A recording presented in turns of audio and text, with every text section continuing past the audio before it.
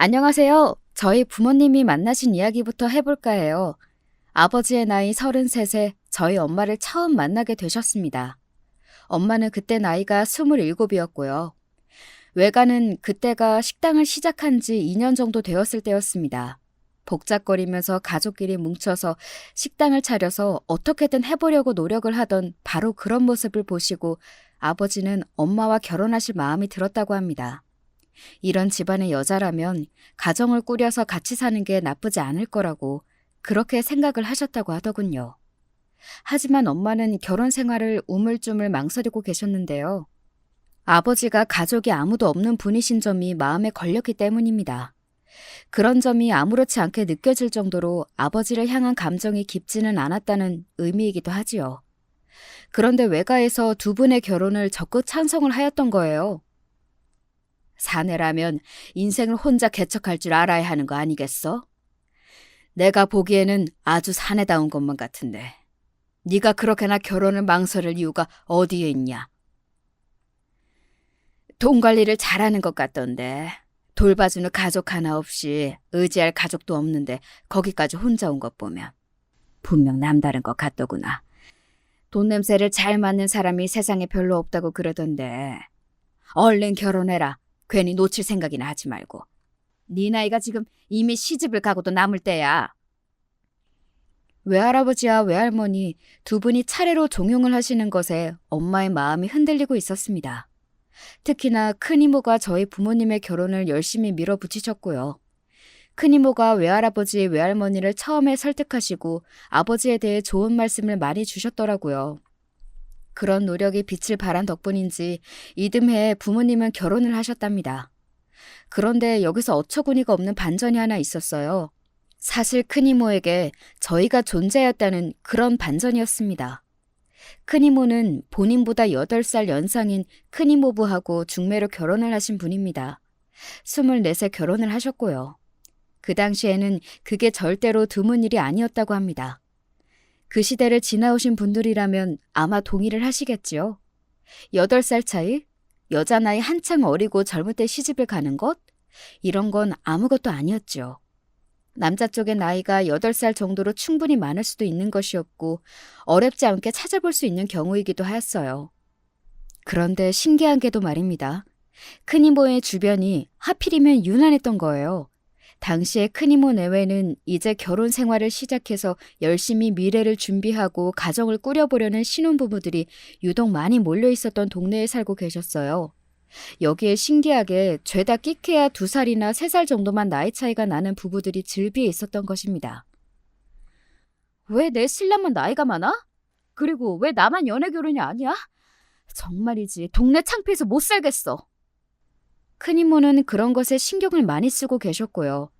게다가 큰 이모부의 외모가 동안이 아니라는 점도 한 몫을 했을 것입니다. 액면가로 따지자면 8살이 아니라 최소한 10살은 두 분이 차이가 나 보였거든요. 가만히 생각해보니까 나는 딱히 원해서 한 결혼도 아니었는데 너무 분한 것 같아. 나는 대체 왜 그랬을까? 요즘 여성들은 생각하는 게 하루하루 달라지고 있다고 하는데 나만 너무 신여성이 못되고 구닥다리였나 봐. 창피하고 분해서 내 인생 어떡해? 한번 그런 생각에 사로잡히고 났더니 큰이모의 속에서는 늘 화가 조용히 끓게 되었던 것입니다. 그런데 마침 엄마가 결혼을 떨떠름해하고 계시는 모습이 눈에 들어왔던 거예요. 큰이모는 옳다거니 싫으셨고요. 그러니까 모든 게 당신의 동생을 위해서 나셔섰던 게 아니었습니다. 큰이모는 단지 너도 당해봐 라는 심리였던 것이에요. 아버지가 아무 가족이 없는 분인 걸 아시고는 큰이모는 속으로 볼품없는 남자라고 생각을 하셨고요. 어떻게 동생을 향해서 그렇듯 모난 심리를 발휘하실 수가 있었을까요? 이런 큰이모의 속마음을 어떻게 알았는가 하면 몇 년이 지난 뒤에 술자리에서 만취하신 상태로 실토를 하셨기 때문입니다. 그 술자리도 괜히 만들어진 것이 아니었지요. 그건 아버지가 아주 좋은 직장의 제안을 받아서 들어가신, 그러니까 이직을 해내신 직후의 일이었습니다. 게다가 외할머니의 생신도 목전이었기 때문에 겸사겸사 다들 모인 자리였어요. 장소는 외가에서 하고 있던 작은 식당이었고요. 외할머니께서는 흐뭇한 미소로 아버지와 엄마는 쳐다보셨습니다. 결혼을 참 잘 시켰어. 다른 게 선물이야? 이렇게 잘 사는 모습이 바로 선물이지. 사위를 정말 잘 두었다느니, 딸이 결혼복이 넘쳐서 즐겁다느니 이런 말씀을 길게 이어가셨습니다. 원래 그렇게까지 한 가지 말씀을 오래 하시는 분은 아닌데 그날따라 기분이 좋으셔서 약주를 하신 게 원인이었던 것 같아요. 가정을 잘 꾸려서 단란한 모습이 아주 보기 좋다는 말씀까지 외할머니께서 뱉으셨을 때 구석에 앉으신 채로 심란함을 술로 몰래 달래고 있으셨던 큰이모가 울컥하시고 말았던 것입니다.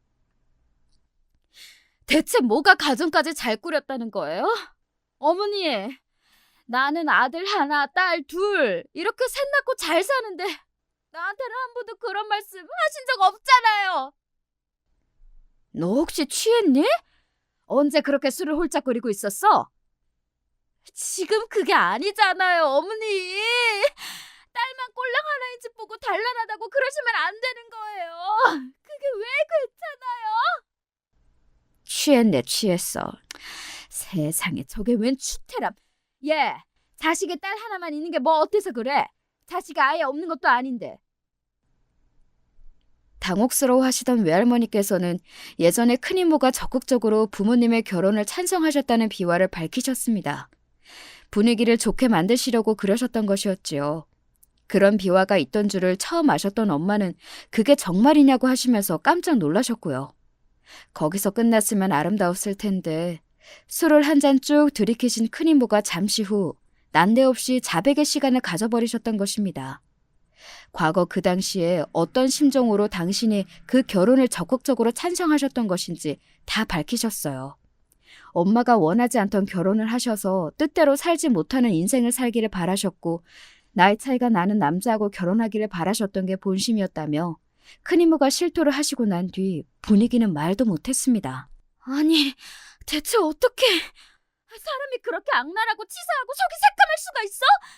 언니가 그런 사람이었다니 정말 실망이고 배신이야!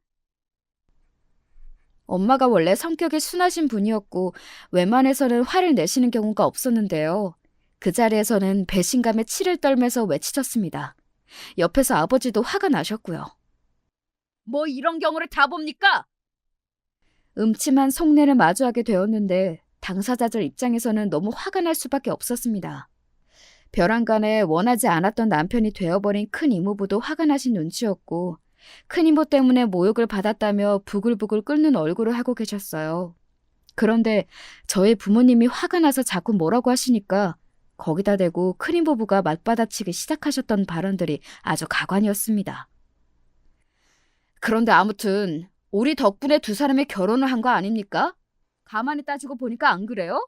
이게 다 우리 덕분이니까 거 성의 표시 좀 하고 사십시다. 형부, 무슨 성의 표시를 말씀하시는 거예요? 어이가 없네요. 이렇게 말을 하게 돼서 말을 하는 건데 솔직히 그간 속으로 생각은 많이 했었지. 있는 사람들이 더 한다고 하더니 왜 저렇게 째째하게 살까? 좀 가족들에게 베풀고 살면 어디가 던다는 걸까? 저희가 뭘 째째하게 굴었다고 그러세요? 돈 낸 일이 있거든 저희가 더 냈잖아요. 적어도 언니하고 형부보다는 저희가 더 가족들한테 잘하고 산 것 같은데요. 그리고 저희라고 해서 뭐 돈이 굉장히 많은 줄 아세요? 그런 거 아니에요. 저희도 미래를 생각하고 대비해야 돼요. 다 계획이 있어요. 이제 본격적으로 애 교육비도 엄청 들어가기 시작할 때인데. 저제 분명히 예전에는 말도 그렇게 안 하고 사람이 참 얌전하고 조신했던 것 같은데 말이야. 너무 많이 변했다. 그런데 어차피 애도 하나잖아. 딸랑 하나인데 돈 들어갈 일이 뭐가 그렇게 있어? 교육비 그까짓 것 아무리 들어도 우리처럼 애가 셋인 집보다 설마 더 돈이 들어갈까? 애 핑계를 떼찌하게 구는 건 좀 치사하다고 생각이 드네. 기가 막힌 일이었습니다. 그렇다면 저희 집에서 큰이모네한테 매달 일정 지원금이라도 보냈어야 했다는 것일까요? 그쪽에서 해준 것도 없으면서 성의 표시를 바란다며 대놓고 그런 소리를 하다니 말도 안 되는 일이었어요.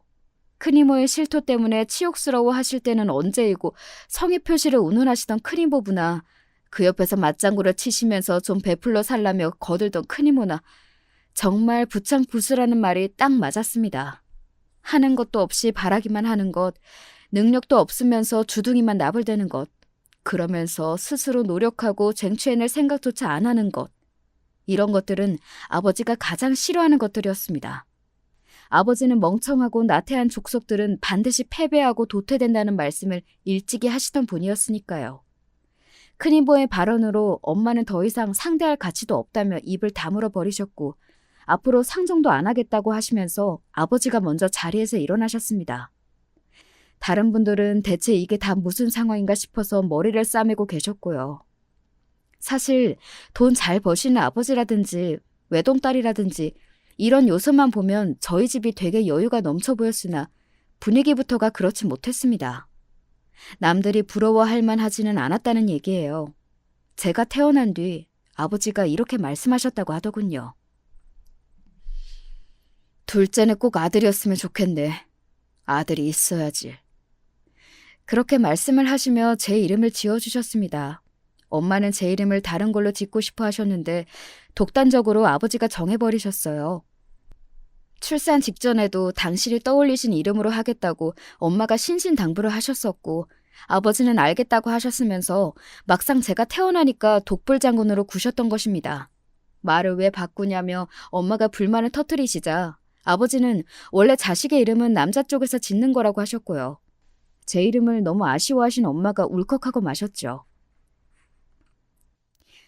당신은 가족도 하나 없으면서 그런 거는 왜 이렇게 따지고 살아요?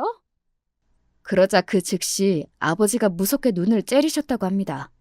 엄마가 심장이 철렁 내려앉았을 정도로요. 나한테 한 번만 더 그딴 식으로 말을 하면 정말 가만 안 둘 거야, 당신. 명심해.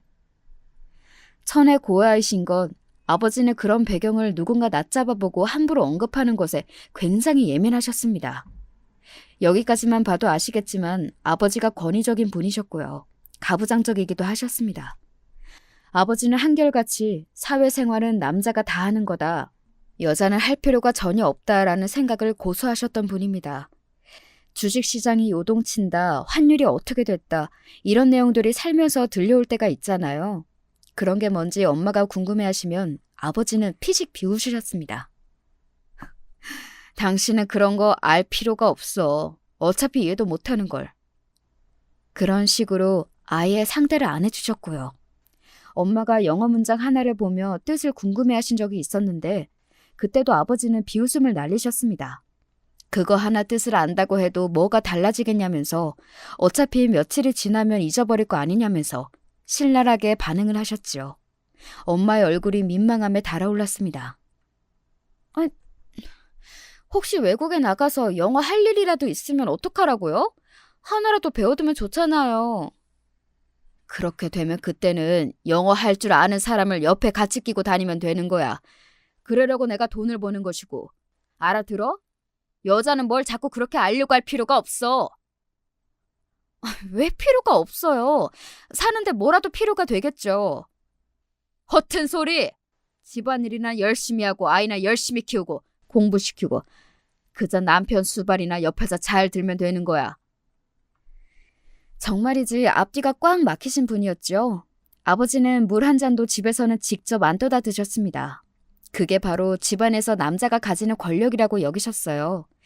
여자는 그저 고분고분하게 남자가 시키는 일이나 잘하면 그만이라고 하셨고요.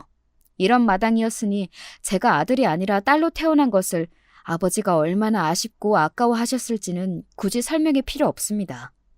성공적으로 이직을 해내셔서 큰이모 내외의 시기와 질투를 이끌어내셨던 아버지이셨는데 그런 회사를 때려치우시고 사업을 과감하게 시작하신 것도 전부 아버지의 독단적인 결정이었고 그 과정을 엄마는 전혀 모르셨어요. 사업이 굴러가고 난 뒤에야 엄마는 아셨거든요. 어쩐지 올해 들어서 담배를 많이 피워대더니만 자꾸 그렇게 뻑뻑 피워대는 이유가 있었구나. 이런 속사정이었어. 나는 이런 것도 전혀 모르고 있었네. 뒤늦게 씁쓸해하실 뿐이었습니다. 엄마가 아버지를 향하여 서운해하고 섭섭해하실 일은 산더미처럼 쌓여갔습니다. 그런 것들이 원인이 되었는지 엄마는 몇 년 만에 어렵게 찾아온 둘째를 뱃속에 품으시자마자 건강에 큰 이상이 생기고 마셨습니다. 태어나지도 못한 채 어린 생명이 사라져야만 했고요. 그 뒤 여러 장기에 문제가 생겨서 치료를 받으시다가 약물 치료로는 안 돼서 나중에는 결국 수술을 받으셨고요. 앞으로 임신은 어려울 것 같다는 소견을 들은 것은 그것보다도 더 나중의 일이었습니다. 아이를 가지더라도 위험하기 때문에 출산은 어려울 수 있다는 이야기였어요. 엄마는 그게 충격을 받으셨는데 아버지는 그때도 헛웃음을 흘리셨고요. 원래 임신이라는 게 그런 거 아니야? 원래 죽을 수도 있는 거잖아. 불과 수십 년 전만 해도 집에서 다들 출산했고 그러다가 죽는 경우도 꽤 있었다고 해. 별로 겁먹을 것도 없어. 그러자 엄마가 도저히 못 참겠다는 듯이 아버지의 뺨을 세게 치셨습니다. 분노로 타오르는 엄마의 눈빛 앞에서 아버지는 그 잘난 주둥이를 닫으셨고요. 그 이후로는 살얼음판이었습니다. 저는 집에서라면 장난감을 가지고 놀 때도 소리를 안 내고 조용히 해야만 했습니다. 그렇게 하라는 주의를 들은 적은 없었지만 제가 알아서 몸을 사리게 되더라고요. 분위기를 읽는 것 정도는 어린아이도 할 수 있었으니까요. 부모님의 냉전이 계속되었습니다. 그러나 세월이 모든 것을 무디게 만든다고 삐거덕거리면서도 굴러가는 바퀴처럼 달달거리면서도 작동하는 기계처럼 시간이 지나자 저희 집은 적어도 얼음이 녹은 정도는 되었습니다. 어찌 보면 체념이나 수능인 것 같기도 하였고요. 외가와 틀어진 것은 큰이모의 못된 심보가 밝혀지고 큰이모부가 망발을 짓거리셨기 때문만은 아니었습니다. 중요한 건 그 다음이었죠. 어찌 보면 참 안 됐고 불쌍하다. 보듬어 줘야지. 뭘 어쩌겠니? 너는 윤서방이 돈을 잘 버니까 어쨌든 걱정 없이 잘 살잖아. 어머니가 뭘 하신다고 그러세요? 제가 걱정 없이 잘 사는지 아닌지 어머니가 어떻게 아세요? 네가 언니보다 나은 동생 해라. 네가 먼저 손 내밀고 앞으로 더욱 잘 지내보자고 좀 숙이고 들어가라. 제가 왜 그래야 돼요? 설마 아버지도 같은 생각이신 것은 아니죠? 왜 아니겠니? 다들 한마음 한뜻이지. 이제 식당도 어려워지고 있는데 아무래도 손해를 보는 형국이 되기 전에 정리를 하는 쪽으로 가닥을 잡고 있잖니. 이럴 때일수록 가족끼리 뭉쳐야 되는 거야. 언니도 형부도 아무도 저한테 미안하다고 하지 않았어요. 속으로 어련히 미안해하고 있겠지. 속 깊은 네가 이해해라. 어머니가 이러실 줄은 몰랐네요. 아니, 우리 가족이 이런 사람들인지 몰랐어요. 한평생 봐온 가족들인데 어쩜 이렇게 낯설 수가 있나 모르겠네요. 너는 잘 사니까 갑자기 생각이 그렇게 된 거야. 무슨 소리를 하시는 거예요? 정말 대화가 안 통하네요. 생각해보니까 제가 유산해서 인생에서 가장 힘들었던 순간에도 어머니는 그렇게 말씀을 하셨어요. 그래도 돈 없이 사는 게 아니라서 다행이라고. 힘들어도 돈은 있으니까 그걸로 된 거 아니냐고. 분명히 그러셨었죠. 아프고 괴로워하는 딸 자식보다도 어머니의 눈에는 집안에서 가장 능력이 괜찮은 사위가 벌어오는 돈이 보였나 봐요. 그놈의 돈! 너는 우리 덕에 결혼 잘했으면 그런 줄이라 알면 돼. 뭘 그렇게 열을 내고 그러니? 어머니! 돈 때문에 가족들이 다 이상해진 것 같아서 제 기분이 지금 얼마나 이상한지 어머니는 모르실 거예요. 저는 언니한테 먼저 손 안 내밀어요. 형부도 용서할 수가 없고요. 마음 좀 곱게 써라. 네가 이러니까 우리가 네 언니한테 마음이 더 기우는 건 아니겠니? 다 이유가 있는 거야. 처지가 그쪽이 더 동병상련이라서 마음이 기우시는 건 아니고요? 얘가 나이 먹고 나서 성격이 참 이상해졌어. 너 명심해라. 가족이 최고야. 서로 보듬고 살아야 하는 거야. 윤서방을 봐라. 가족이 없으니까 외로워서 자기 처가에 기대잖아. 외할머니의 입에서 아버지 이야기가 나왔을 때 엄마는 시원하게 웃어 젖히셨습니다. 당신이 안다고 생각하며 살아온 가족들의 모습이 사실은 극히 일부였고 진면목은 전혀 달랐을 수도 있다는 생각을 하게 되셨죠.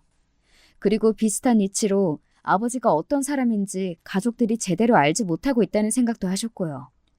엄마는 외할머니와의 대화, 당신의 친정 식구들이 어떻게 현재 생각들을 하고 있는지 이런 것들 아버지에게 알리셨습니다. 기본적으로 아버지는 계산적인 분이고 과정보다 결과를 중요시하는 분이셨기 때문에 더 이상 당신의 처가에 신경을 쓰지 않기로 그때 결정을 하셨습니다. 저버리시기로 하신 거예요. 아버지가 그렇게 나와주셨기 때문에 엄마도 큰이모에게서 받았던 상처 앞에서 등을 돌리실 수 있었습니다. 혼자였다면 그런 냉정한 결정을 못 내리셨을 엄마였기에 일부러 아버지의 냉정한 면을 빌리셨던 것입니다. 저희 집이 외가와 별로 연락조차 안 하고 살게 되었다는 현상의 방패가 바로 아버지이셨습니다. 아버지를 방패 삼아서 외가에게서 등을 돌리고 나니까 뭐가 더 남아있는 게 없더라고요. 저에게는 부모님뿐이었죠. 사회생활을 안 하시는 엄마에게는 이 가정을 지켜나가시는 의미가 갈수록 커졌고요. 그렇지 않으면 당신의 삶의 의의를 찾으실 곳이 없었던 거예요. 어찌 보면 이상한 점 하나 없어 보이는 저희 새 가족이었으나 그 안을 들여다보면 기이하고 삭막하게 짝이 없었다고 생각을 합니다. 그럼에도 저희는 가족이었어요. 부모님의 싸늘했던 냉전이 결국 시간에 휩쓸려 갔듯이 그럭저럭 살아가는 풍경이 익숙해져서 아기자기하고 화목하지 않아도 아무 문제 없이 잘만 살았습니다. 저는 고등학교에 입학한 직후부터 내내 입시에만 매달려서 3년을 보냈어요. 돌아가신 친할아버지, 친할머니 모두 머리가 좋으셨다고 하던 아버지의 말씀은 허언이 아니었던 것인지 저도 공부에 큰 재능까지는 없어도 괜찮은 성적을 낼 정도는 되었습니다. 아버지만 보더라도 머리가 비상하시다고 할 수 있었으니까요. 최고로 만족하지는 못했으나 뿌듯한 웃음이 입가에 걸릴 만한 대학의 합격증을 받아냈습니다. 그리고 얼마 뒤 부모님이 이혼을 하셨습니다. 저는 어안이 벙벙했습니다. 그 어떤 언질도 미리 받은 바가 없었습니다. 두 분의 이혼은 볼 꼴과 못 볼 꼴을 다 보고 자랐던 제 입장에서도 단 한 번 떠올려 본 적이 없는 결말이었어요. 아버지가 사업을 위해 외국에서 몇 년 살아야겠다고 하시면서 첨예한 갈등이 시작되었습니다. 외국에 나가서 살 마음의 준비를 해두라는 아버지의 말씀에 엄마가 폭발을 하셨던 거예요. 하다 외국에 나가서 사는 것까지 나는 통보를 받아야 돼요? 내가 꼭두각시예요? 나 진짜 참을 만큼 참았어요. 그리고 더는 못 참아요. 이 사람이 왜 이래? 여태까지 내가 하겠다고 해서 뭐가 안 된 게 있었어? 있었냐고! 어디 알지도 못하면서 여자가 멋대로 짓거려? 모르면 제발 닥쳐! 이것 봐요. 내가 모르고 싶어서 모르고 살았어요? 당신이 그걸 바라지 않았어요? 내가 아는 걸 원하지 않았으면서 나보고 항상 알 필요가 없다고 그랬으면서 이 치사한 인간아! 감정의 골이 깊어질 대로 깊어지고 있었어요. 과거에는 하는 수 없이 살얼음판 위에 냉전을 흘러가는 시간에 맡기며 넘어갔으나 세월이 더 흐른 지금 이제는 그럴 수가 없게 된 것이었죠. 제가 대학 입시를 목표로 공부를 하고 있었으니 두 분은 제 앞에서 굳이 파탄이 나고 있는 관계를 알리지 않으셨던 겁니다. 게다가 제가 모르던 사이 일이 또 있었더라고요. 또 큰 이모였습니다. 거기는 자식만 셋이었는데 셋 다 잘못 컸거든요. 자식 농사? 더 안 봐도 뻔해. 이미 망한 것 같아. 진짜 죽을 지경이야. 못 살겠다. 네가 좀 도와주면 안 될까? 돈 좀 있니? 있지. 염치 없이 자꾸만 먼저 슬그머니 연락을 해댈 때부터 마음에 안 들었는데 결국은 못 참고 본색을 드러내는구나. 결국은 돈이냐? 돈이면 뭐 다 해결된다는 뜻이야? 다는 아니더라도 대부분 해결되겠지. 야, 너는 내 덕에 결혼했잖아. 결혼하고 나서 10원 한 장 네 손으로 안 벌어봤잖아. 너는 일도 안 하고 편하게 살았잖아. 제발 이제는 내 덕을 본 걸 인정해. 인정하고 돈 좀 달라고 이 망하려나. 큰이모가 진절머리를 치며 그렇게 말씀하셨을 때 엄마야말로 진절머리가 나셨습니다. 외가는 상황이 더 다 개판이었고 서로 아웅다웅하면서 살고 식당도 같이 합심하여서 차리고 이랬던 과거는 정말 과거에만 묻혀 있었어요. 없이 살았던 그때가 나았다면서 엄마는 탄식하셨고 아버지는 치를 떠셨습니다. 처가가 저럴 줄 알았다면 결혼을 안 했을 거라고 하셨어요. 단단히 착각을 하시는 바람에 결혼을 하셨던 거라고 그러셨죠. 부모님의 관계는 그렇게 파국으로 치닫고 있었으며 그런 상황에서 아버지가 사업자 만난 분들하고 술자리를 도시다가 다른 여자하고 놀아나셨던 거예요. 이게 지난 세월 당신이 그렇게 부르짖던 하늘 같은 가장의 참모습이고 참 덕목이야? 이혼해. 이혼하자고. 다 끝내. 이혼해봤자 당신만 손해인데 그렇게 당당해도 될까? 할 줄 아는 것도 없으면서. 헛소리하지 마. 지금까지 당신은 자기 양말 한 짝도 직접 빨래를 안 해봤잖아. 내가 희생하면서 살았지. 내놔. 좋은 말로 할 때. 내가 받아야 할 몫을 내놔. 안 그러면 내가 미쳐서 당신의 그 잘난 사업 파트너인지 아는 사람들 다 찾아갈 거야. 다 깽판 쳐놓을 거야. 가만히 안 둬. 더 이상 봉합의 여지는 없었습니다. 두 분 다 이혼을 할 수밖에 없다는 것에 동의를 하셨고 세세한 합의만 남아있을 뿐이었죠. 제가 명문대에 입학을 하자 아버지는 제 학비를 다 지원해 주시겠다는 뜻까지 더해서 재산을 엄마에게 분할해 주시기로 하였습니다. 엄마는 제가 대학 잘 나와서 취업해서 결혼하는 거, 가정 이루는 거 당신이 다 지켜볼 테니까 아버지한테는 이제 영영 꺼지라고 하셨어요. 스스로 잘난 맛에 살 거라면 대체 결혼을 왜 했냐는 엄마의 처절한 울부짖음을 보면서 저는 차마 두 분의 이혼을 가로막을 신용조차 할 수가 없었습니다. 그렇게 제가 성인이 되자마자 부모님이 이혼을 하셨고요. 엄마는 돈을 버는 법이라든지 그런 쪽으로 지식이 없으셨기 때문에 가장 정확한 길을 택하셨습니다. 즉시 아파트 한 채를 구입하셨던 것입니다. 대외적으로는 비밀이었고요. 그래서 이혼을 한 뒤 자식만 건지고 돈은 못 건졌다는 엄마의 한숨 소리를 외가에서는 곧대로 믿었습니다. 그런 식으로 엄마는 불필요한 잡음을 사전에 차단하셨던 것이에요. 나도 어쩌면 네 아버지하고 다를 바가 없어. 가족? 없는 거나 마찬가지니까. 그렇게 말씀하시던 엄마의 얼굴이 한없이 우울하게 보였습니다. 제가 대학을 다니고 있을 때 아버지는 해외 사업에 뛰어드셨고요. 그래서 졸업 전에 잠깐 뵙고 인사를 했던 게 마지막이었습니다. 저는 이제 저에게 아버지가 없다고 생각하며 살아갈 생각이었어요. 그래도 무방하다 여겼고 당신의 온전한 인생을 앞으로 잘만 살아가실 아버지의 모습이 너무나도 머릿속에 잘 그려져서 쓴웃음만 나왔습니다. 피도 눈물도 없으신 분. 그랬기 때문에 당신의 부모 형제를 사고로 다 잃으신 뒤에도 아무런 도움 없이 스스로 성공을 해내실 수 있던 게 아니었나 싶었습니다. 보통 사람이라면 애초에 불가능했을 환경이었으니까요. 저는 대학을 잘 졸업했고요. 직장도 잘 잡았습니다. 직장인이 되고 나서야 엄마하고 여기저기를 그나마 한 달에 2번 정도 놀러 다니고 그랬던 것 같아요.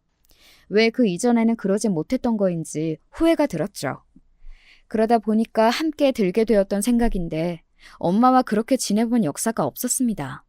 경제적으로 쪼들린 적이 단 한 번도 없던 집이었건만 가족여행을 가본 적이 없었어요. 돈은 있었는데 그게 저희 세 가족을 가깝게 묶어주지는 못했습니다. 저는 아버지의 영향인지 남자들에 대한 불신이 있었고 결혼이라는 제도를 회의적으로 바라봤어요.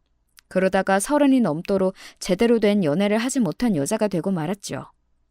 마음고생을 하도 하셔서 그런지 엄마가 너무 늙어 보이셔서 그 사실이 제 가슴 속에 크게 인지가 됐던 어느 날 진지하게 남자를 만나봐야겠다는 생각이 들었습니다. 이왕이면 제가 누군가를 멀쩡히 잘 만나는 모습을 보여드리고 싶었거든요. 제가 자꾸 혼자 지내는 게 당신의 탓인 것만 같다며 엄마가 자책하셨으니까요. 괜찮은 남자가 아니라면 굳이 억지로 만날 생각은 없었는데 운명같이 남편을 그때 만났습니다.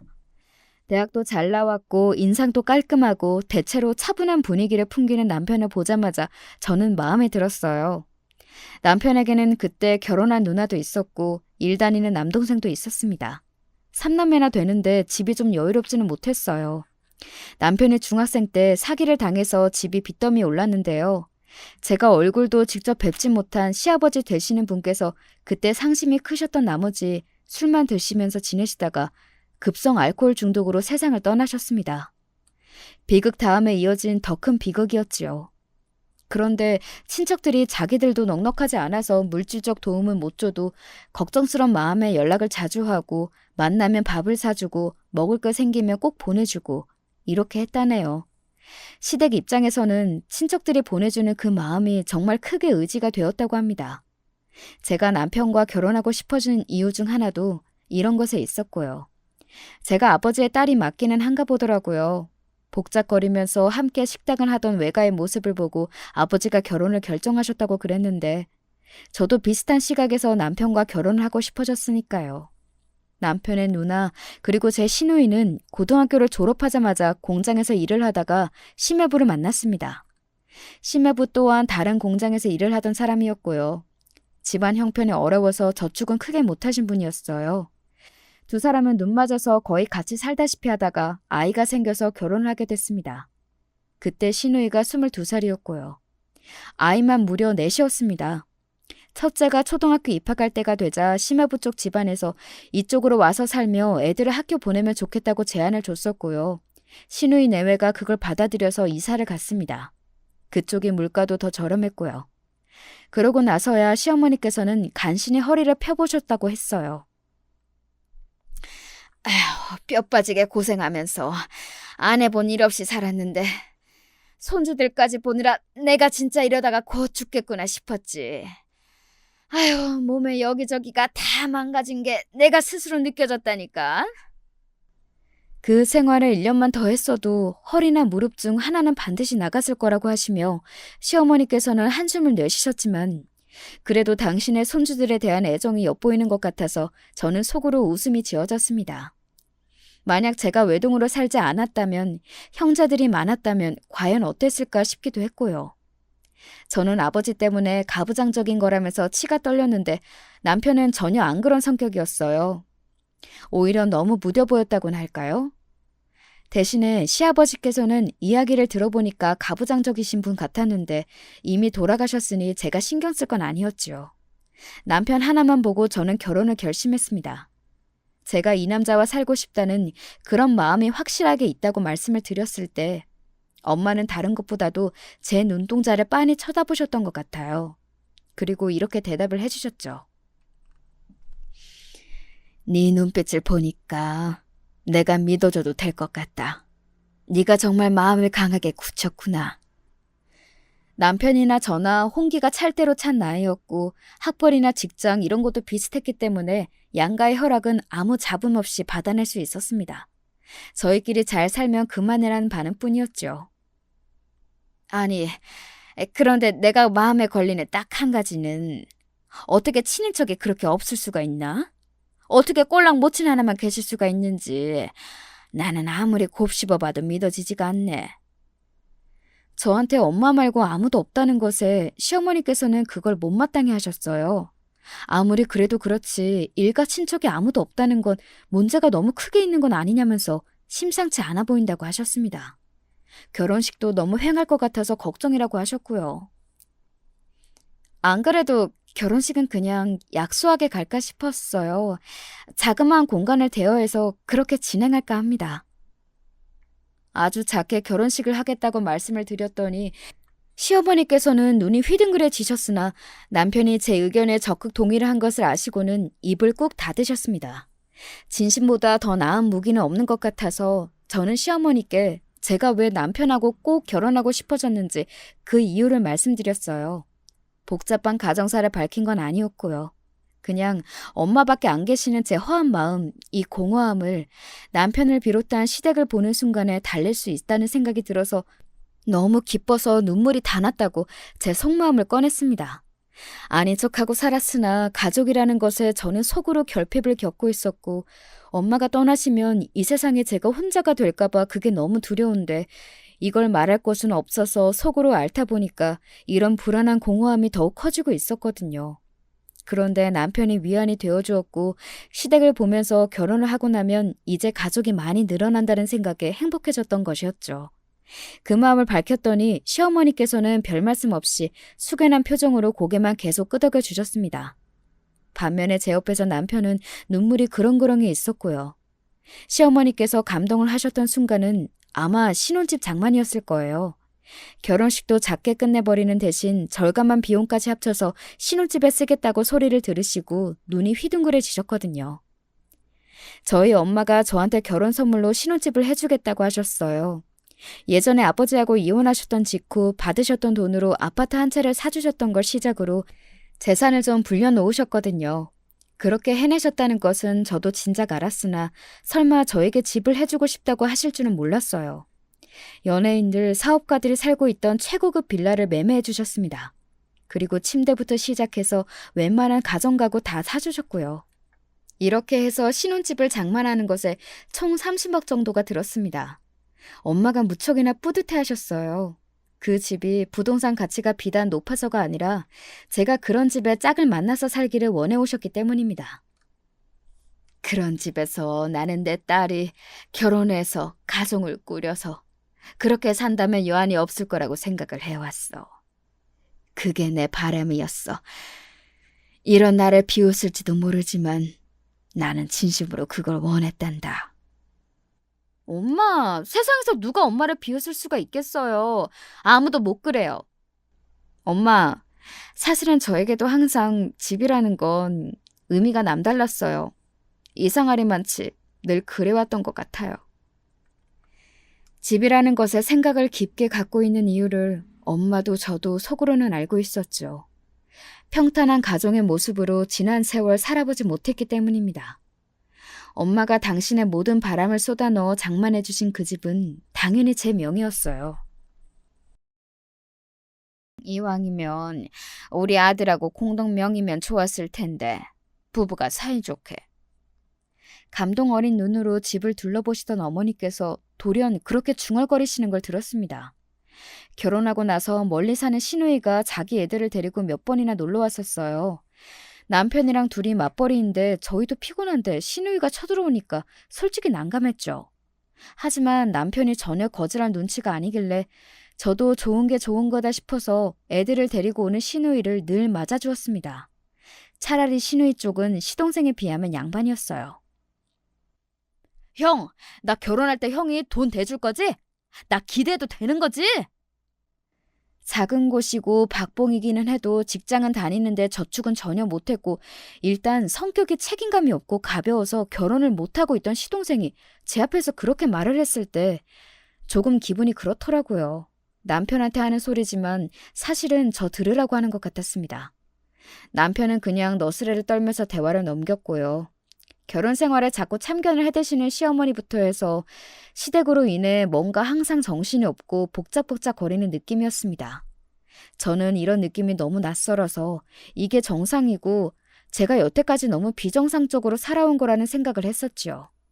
그렇게 합리화를 하면서 이게 바로 제가 원하던 화목한 가족의 모습일 거라고 여겼습니다. 그러던 어느 날 엄마가 돌아가시면서 제가 화목한 가족의 모습을 가지게 됐든 말든 이 모든 게 무슨 상관인가 싶어지더군요. 엄마는 폐암에 걸리셨어요. 생전에 담배 한 개비를 안 피워본 분이셨습니다. 담배를 일찍이 자주 피워대셨던 아버지가 떠올라서 얼마나 속으로 원망이 됐던지 몰라요. 간접 흡연으로 엄마가 그렇게 되신 것만 같았어요. 처음에는 폐암, 그리고 빠른 전이, 무섭게 몸을 잡아먹은 암세포를 이겨내지 못하시고 엄마는 눈을 감으셨습니다. 제가 결혼하는 걸 보고 가서 여한은 없다고 하셨습니다. 당신이 장만해 주신 집에서 제가 행복하게 살고 있으니 다 되었다고 하셨습니다. 그리고 마지막으로 당신이 떠나신 이후 아버지를 찾아 연락을 하라고 그러셨어요. 제가 결혼할 때도 아버지를 안 찾았거든요. 아버지 없이 후련하게 잘 살고 있었건만 유언으로 엄마가 그렇게 말씀을 남기셔서 제가 심정이 복잡해졌습니다. 그런 저에게 시어머니께서 말씀하셨죠. 이제 우리만 믿고 기대면서 살아라. 가족 좋은 게 뭐니? 우리가 가족이잖아. 처음에는 너무 감사했고 감동하기까지 했는데 저는 곧 당황하게 되었어요. 시동생 장가분에게 저한테 노력 좀 하라고 그러시더군요. 당신 쪽에서는 주선을 할 만한 인물이 안 나오니까 제 주변의 사람들에게 물어서 시동생한테 붙여줄 여자를 물색하라고 그러셨어요.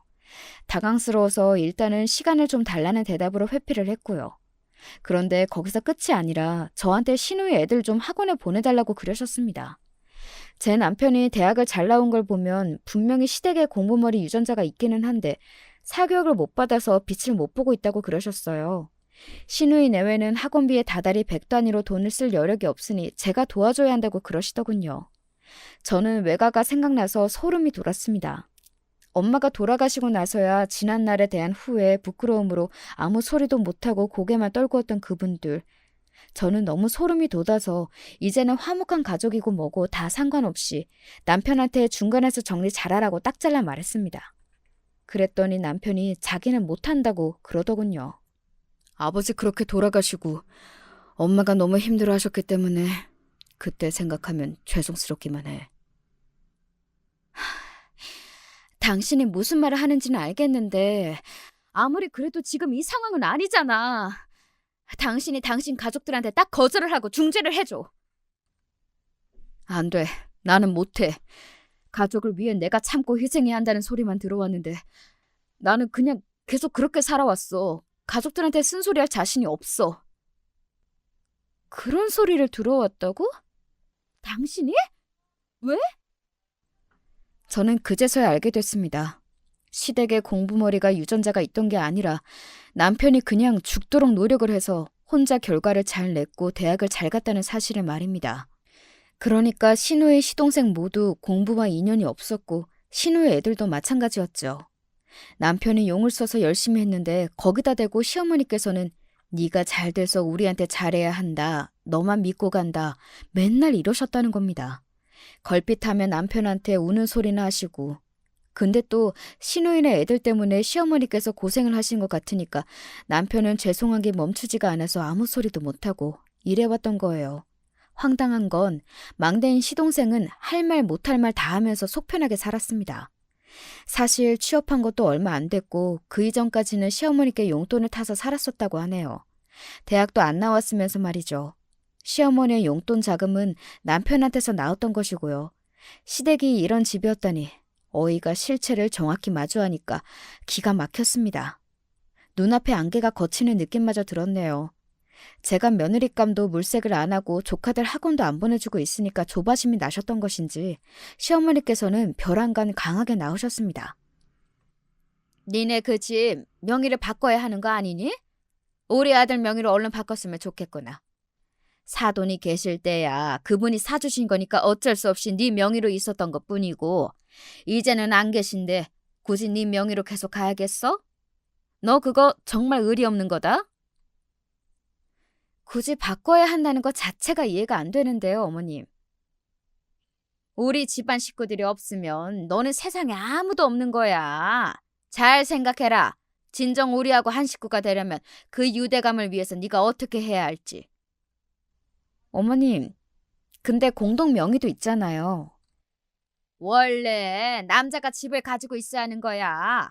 남자 집이야 맞는 거고 여자 집인 건 좀 그렇지. 남자 집 운운하시는 걸 듣고 나니까 아버지 생각이 나서 더 이상 참기 힘들어졌습니다. 저는 엄마 앞에서 차마 말씀은 안 드렸으나 만약 이혼을 10년도 일찍 하셨다면 이런 가정 때문에 속으로 괴로웠던 사람이에요. 그래서 시어머니께 선언했습니다.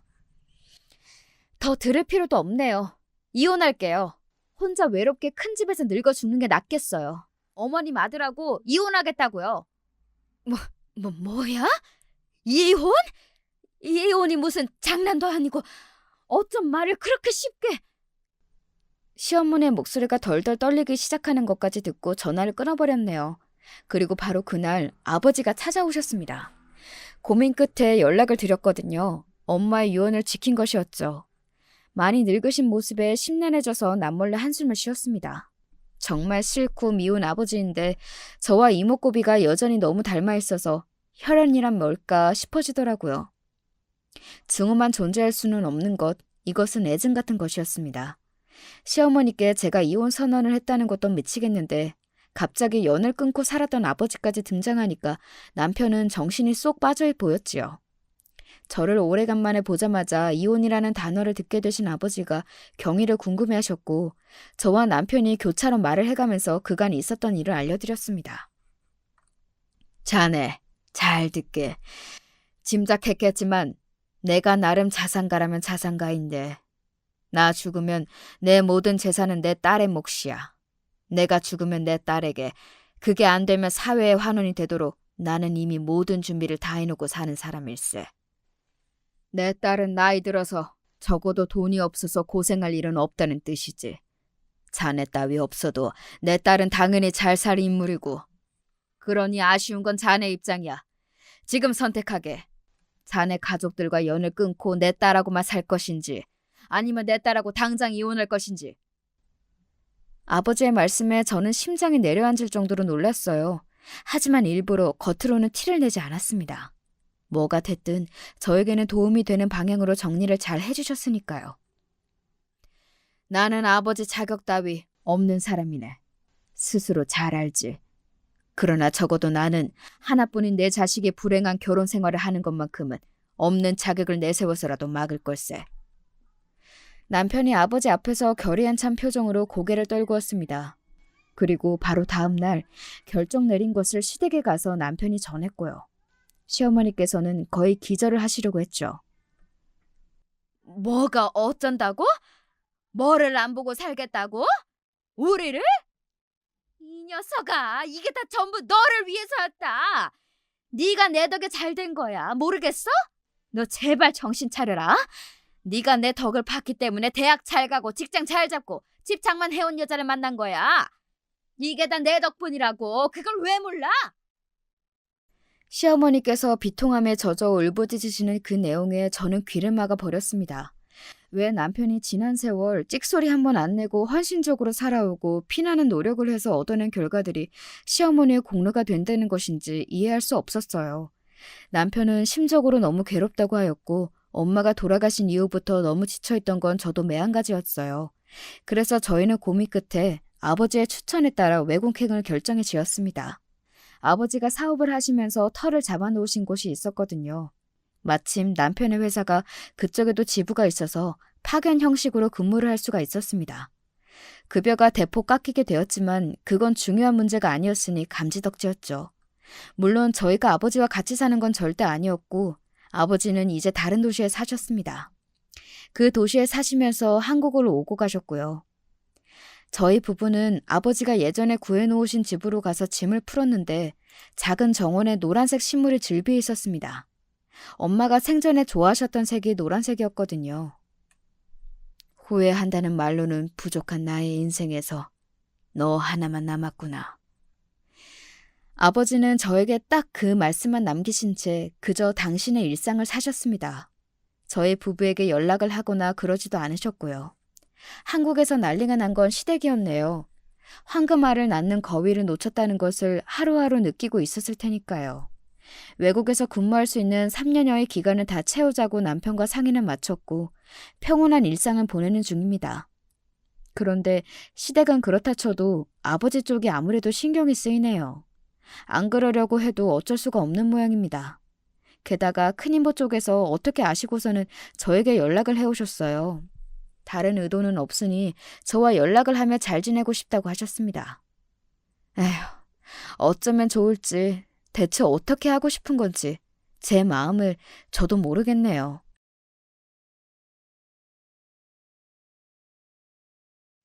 안녕하세요. 저는 경기도에 살고 있는 중년의 여자입니다.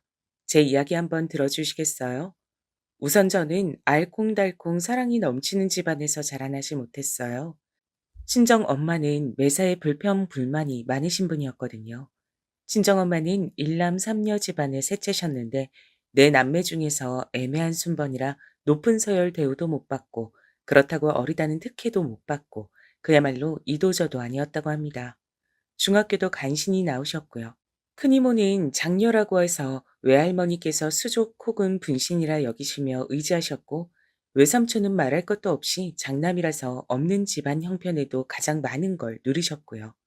막내인 작은 이모는 늦둥이란 이유로 위 형제들이 이제 돈을 벌고 있었기 때문에 공부도 하고 싶은 만큼 다 하셨고 그리 어려운 길을 걷진 않으셨죠.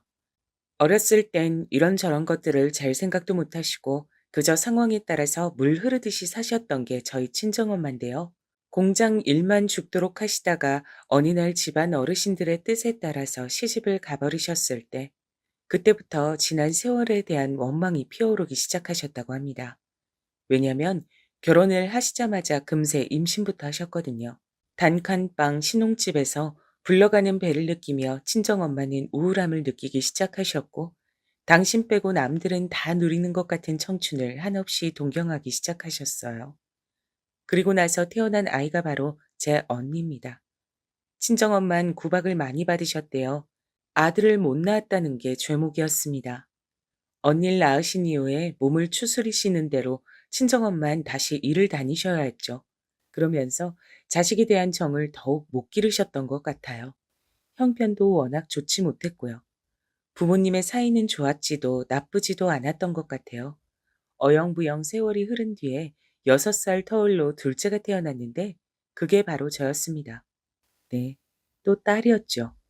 아들을 또 못 낳았다고 구박이 쏟아지자 그때부터 친정 엄마의 화병이 제대로 시작됐고요.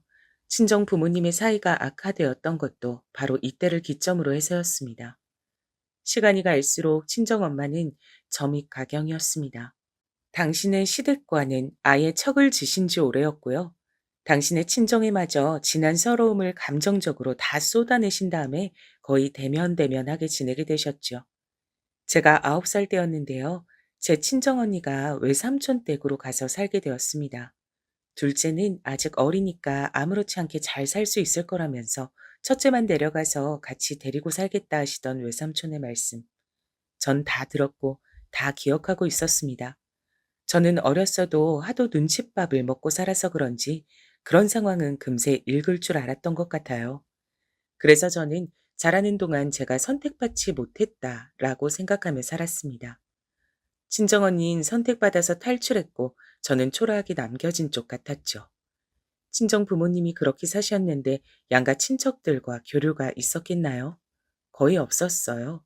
그래서 저는 친정 언니와 친자매임에도 불구하고 상당히 어색하게 떨어져서 살았습니다.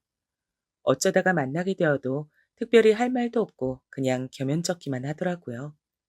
그렇게 삭막한 줄기로 갈라진 게 제 친정이었죠. 친정아빤 제가 21살이 되던 해에 돌아가셨습니다. 뇌출혈로 쓰러지셨는데 회복을 못 하셨어요. 친정언닌 원흉으로 친정엄마를 지목했습니다. 그러자 친정엄마가 싸대기를 날리셨어요. 친정언닌 자기가 맞은 것보다도 더 세게 친정엄마의 뺨을 후려쳤고요. 저는 이런 광경에 너무 정신적으로 피폐해지는 것 같아서 숨이 멎는 기분이었고요. 맞아서 바닥에 쓰러지신 친정엄만 멀찍이 서 있는 절 발견하시고서 소리를 질러대셨어요. 빨리 와서 안 일으키고 뭐 하냐며 당장 이리 오라고 하셨죠. 제가 엉거주춤 친정 엄마를 향해 천천히 다가가고 있을 때 빠르게 달려오던 친정 언니의 어깨를 팔로 감싼 사람이 있었습니다. 그 사람은 친정 언니가 결혼을 입에 올리고 있던 남자친구였죠.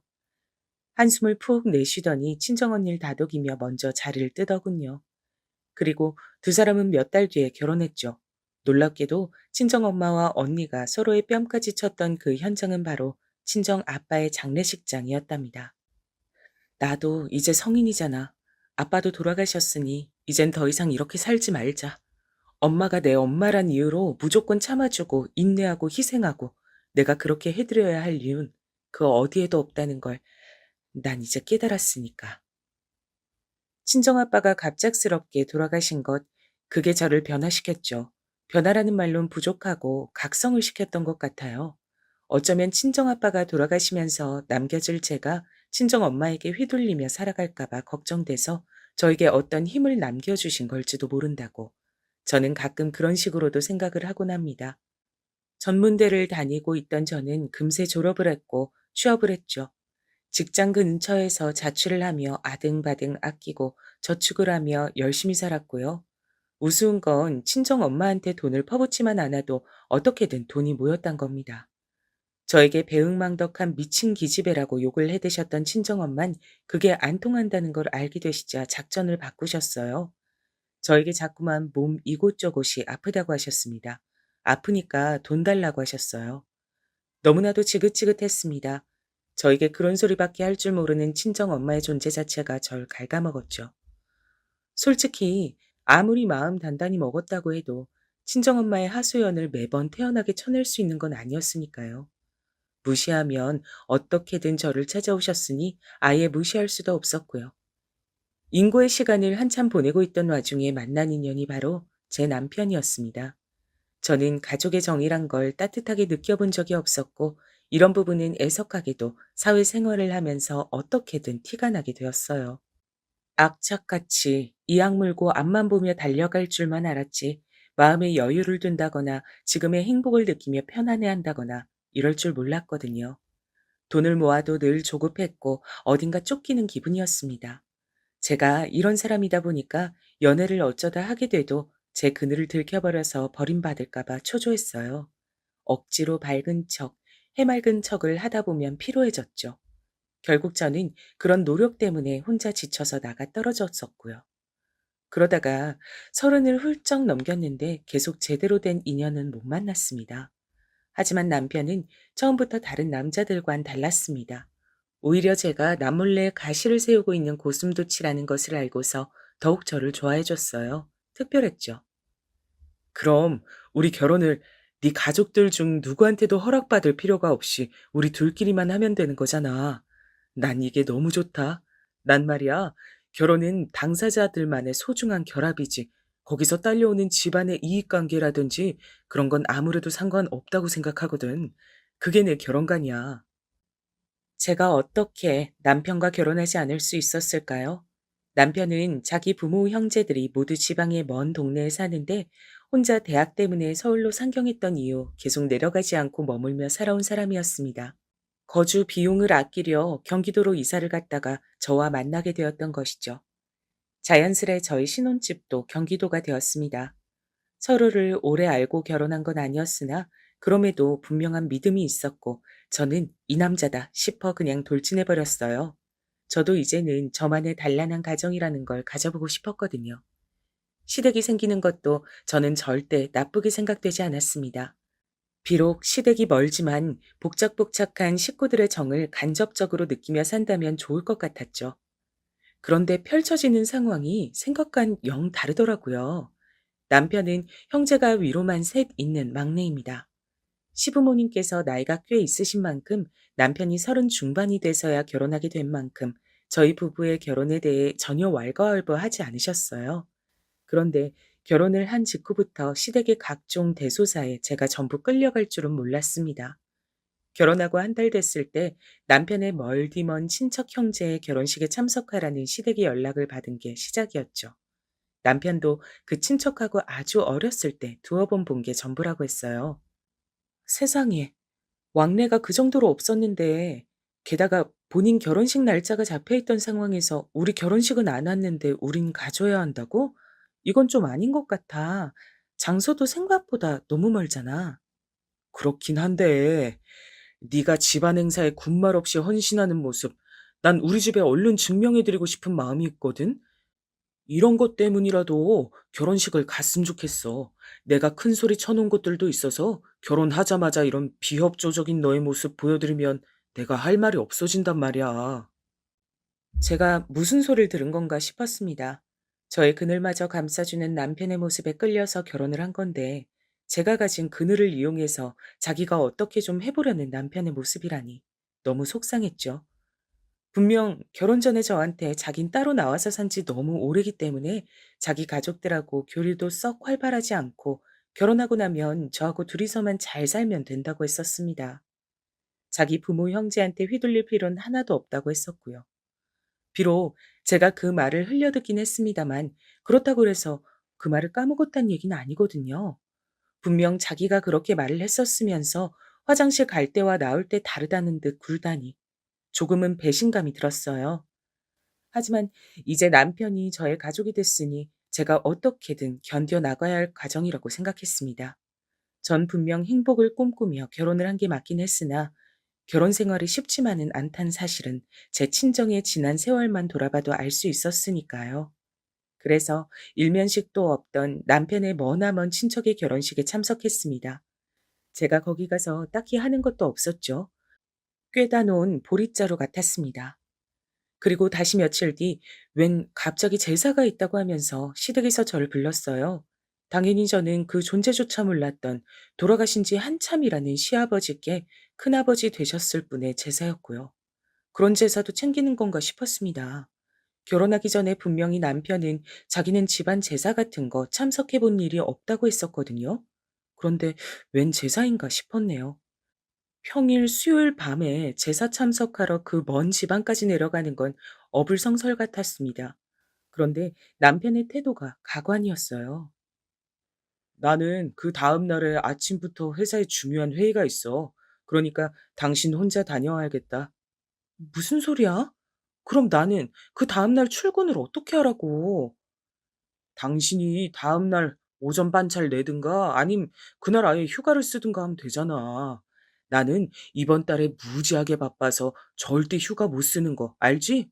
내가 며칠 전부터 얘기했잖아. 요새 회사 분위기가 아주 정신이 없어. 그러니까 이럴 때 당신이 수고 좀 해주라. 미리 고마워. 우리 자기 민영이가 최고야. 남편은 그러면서 저에게 막 애교를 부려왔어요. 저는 이녀 중에 둘째였으니까 막내인데도 평생 애교를 부린 적이 없었거든요.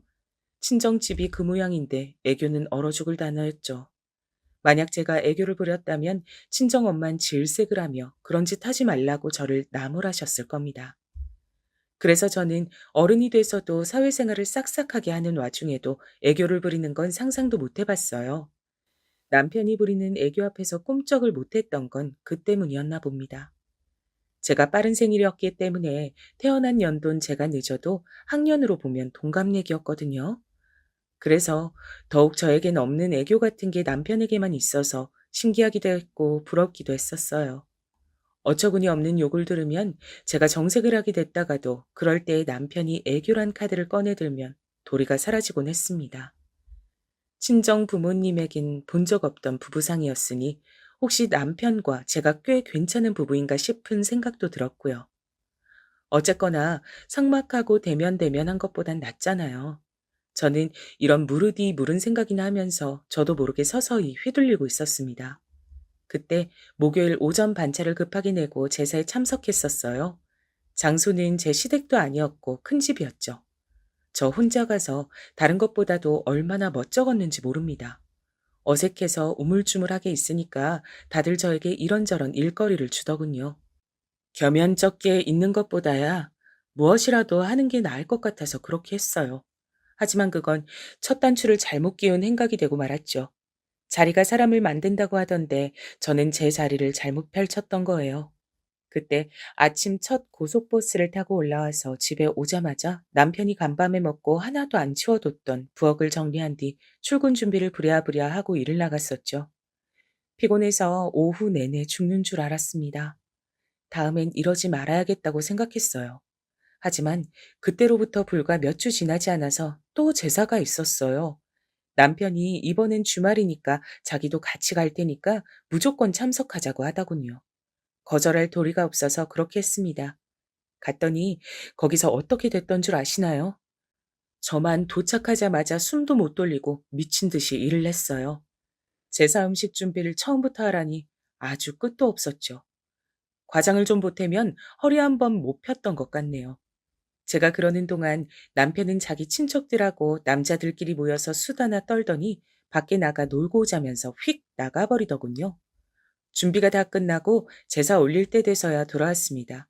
잘 알지도 못하는 시댁의 먼 친척집에서 하룻밤 자는 것도 저는 너무 불편했어요. 그런데 이튿날 집으로 돌아오는 길에 남편이 이러더군요. 이러니까 하루 나들이 하고 오는 것 같다. 그렇지 않아? 기분 전환이 다 되네. 그래, 나는 너무 피곤한데. 잠자리도 불편했는지 좀이 다 쑤시는 느낌이야. 에이, 불편해도 그런 것 좀 감수할 수 있잖아. 우리 집안 친척들하고 이럴 때 얼굴 봐두고 교류하는 거야. 당신은 가족들하고 북적북적 대는 거, 그게 로망이라고 했었지? 그 로망, 이렇게 이루면서 사네. 가족의 정이라곤 눈꽃만큼도 모르고 살던 당신인데, 나랑 결혼해서 많은 걸 누리네. 이거 전부 내 덕분인 줄 알아. 남편은 장난식으로 말을 하는 게 아니라 정말 진지하게 자기가 그렇게 생각을 하고 말을 뱉는 것 같았어요. 너무 큰 황당함에 압도당해서 저는 할 말을 잃었습니다. 저는 결혼하고 나서 그 이전보다 몸이 너무 피곤하고 스트레스가 잔잔하게 쌓여가는 느낌이건만 남편은 자기가 저의 구세주라고 생각하는 모양이었어요. 저는 생각이 많아졌고 자꾸만 이게 맞나 하는 갈등이 들기 시작했습니다. 뭔 놈의 제사가 그렇게 많은 줄 모르겠더군요. 결혼 전엔 제사 따위 전혀 상관없이 살 줄로만 생각했는데 반전도 그런 반전이 없었네요. 서로에게만 집중하며 살자던 남편은 당최 어디로 갔는지 그 누구보다 집안 대소사에 관심 많고 참여율 높은 사람이 되어 있었습니다. 아, 참여율이 높다는 건 살짝 무리가 있네요.